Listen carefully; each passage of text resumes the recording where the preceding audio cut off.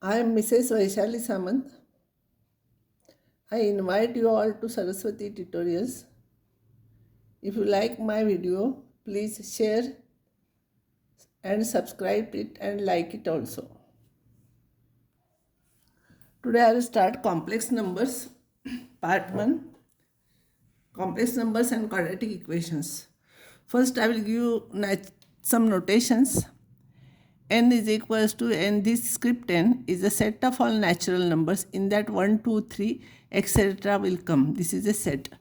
Z is a set of all integers. In that 0 and minus numbers, integers, natural numbers are included. See here, minus of the natural numbers. That means 0 plus or minus 1 plus or minus 2 plus or minus 3, etc. Q is called a set of all rational numbers. The elements are of the type P by Q, where P and Q are both integers made from this, and Q is not equals to 0. R is a set of all real numbers, set of all rationals and irrationals together. If you see carefully, this set is a subset of this. This is subset of this, because any integer you can write it as rational number also. 3 you can write it as 3 upon 1. So this is subset of this. And Q is in real numbers, because in real, rational and irrational both come.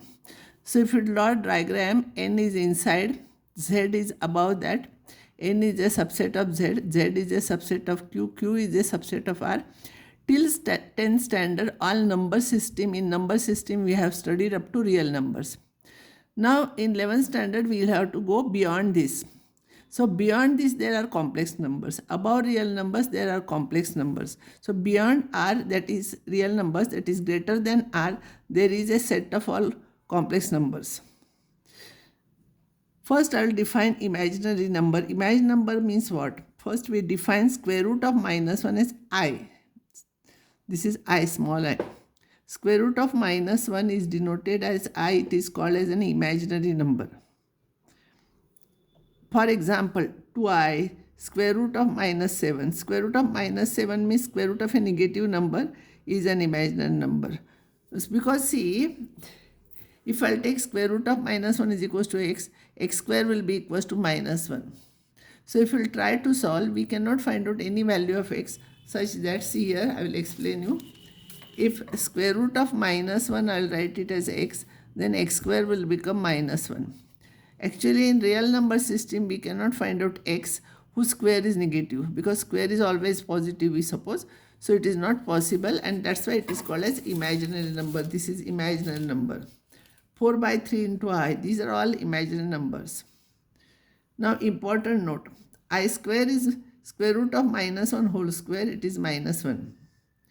I cube is I square into I. I square is minus 1, so minus 1 into I is minus I raised to 4 is I square whole square. I square is minus 1 whole square.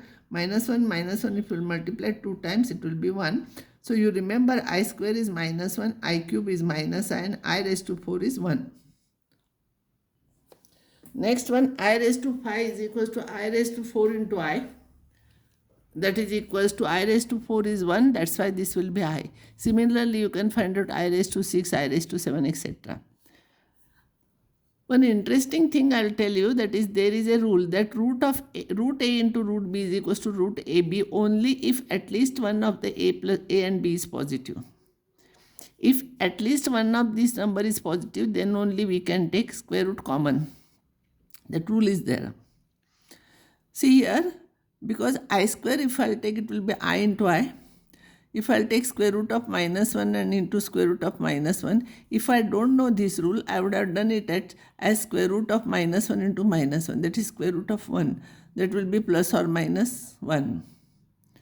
But that is I square is equals to plus 1. It is not possible, because we have used here wrong property. The square root sign you can take common only when at least one of these two numbers is positive. When both are negative, we cannot take square root sign common. So this is wrong thing what I have explained you.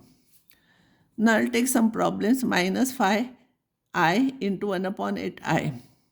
First constant terms I'll take together, minus 5 upon 8, and I square is minus 1. So that minus 1 will become plus 1, 5 by 8, because I square is minus 1.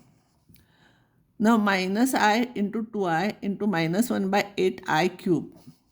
It will be minus I, see here, this minus and this 3 times minus because it is cube.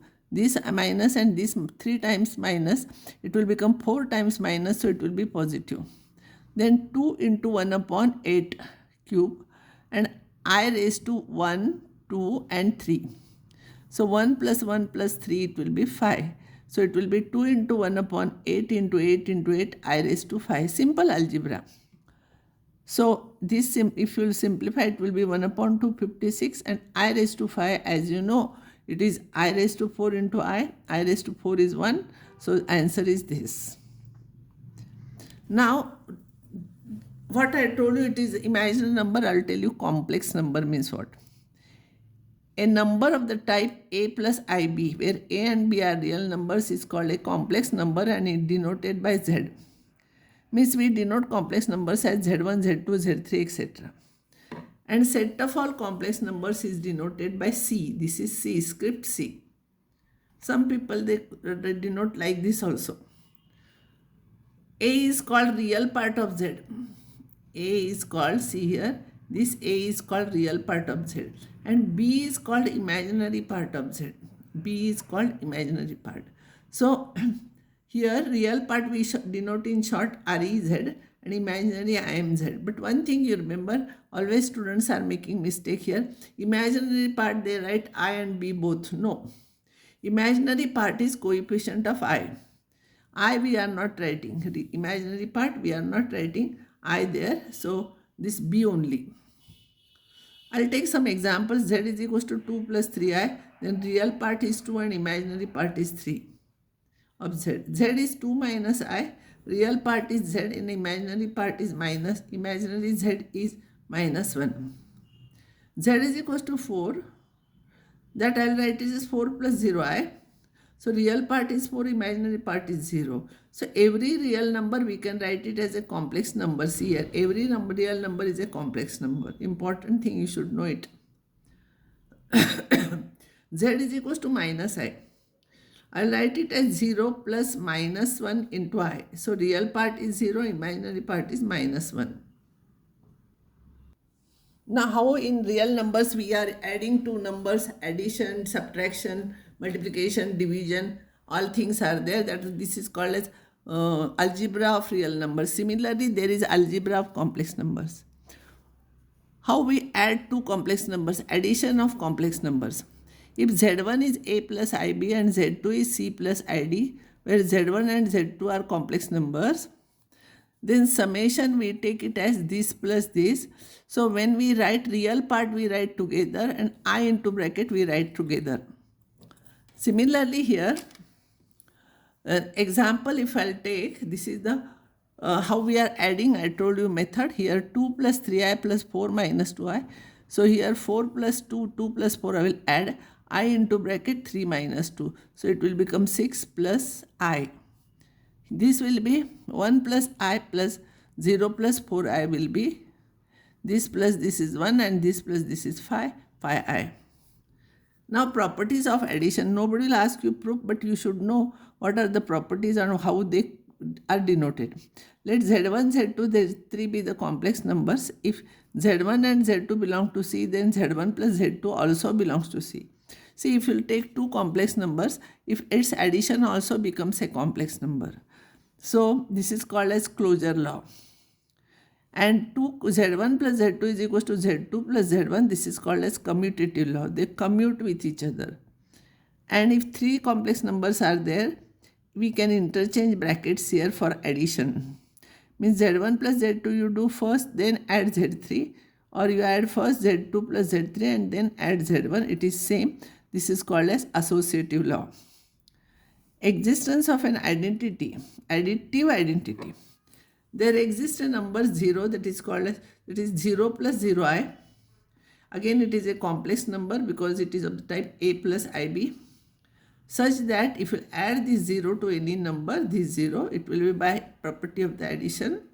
It will become 0 plus Z, it will be Z only for every, this is notation for every Z from C. So for every z, if you add 0, you will get same number. This 0 is called additive identity. Next property is existence of additive identity.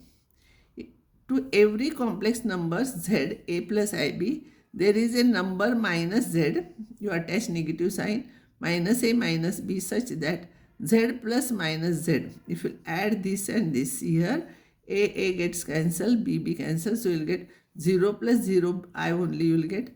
So that will be 0, and minus z plus z also same, z plus minus z also same.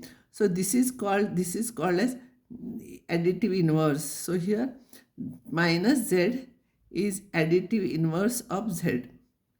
So I'll stop here, and next time I'll take some more problems on complex numbers. This is very easy topic. You can score full marks here.